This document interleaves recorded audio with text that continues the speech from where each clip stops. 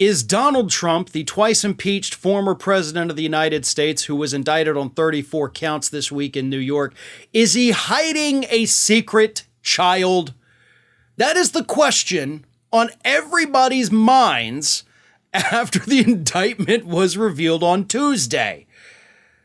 Is Trump hiding a secret love child that he had with a housekeeper at Trump Tower? And the reason, of course, we are all wondering what the heck is going on is because as part of the indictment, it was revealed that AMI, which is the parent company that owns the National Enquirer, was reimbursed $30,000 after AMI had paid $30,000 to a Trump Tower doorman who said that Trump had an affair that resulted in a child with a housekeeper at Trump Tower. So, yeah, everybody's got some questions. Now, the housekeeper in question has denied this. Shocker, right? But the doorman, he actually took a polygraph. The National Enquirer, when they purchased the story as part of their catch and kill technique, get to that in a minute, they had him take a polygraph, which doesn't hold up in court, by the way, but they wanted to see if the guy was telling the truth, and he passed it.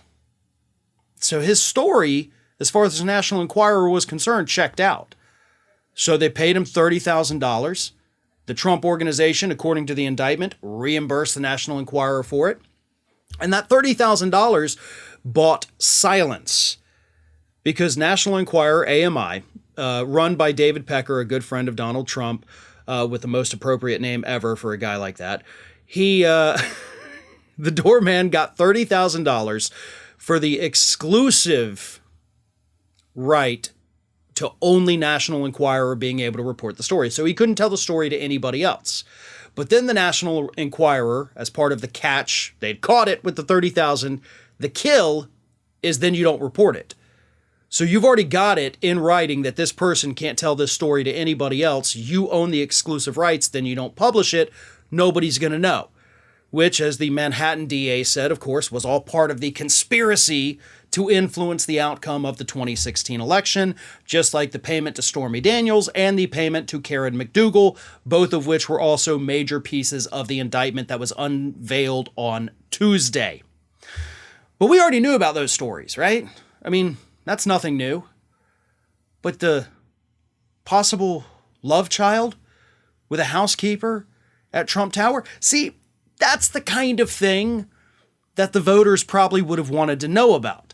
That's the kind of thing that should have been vetted by actual journalists.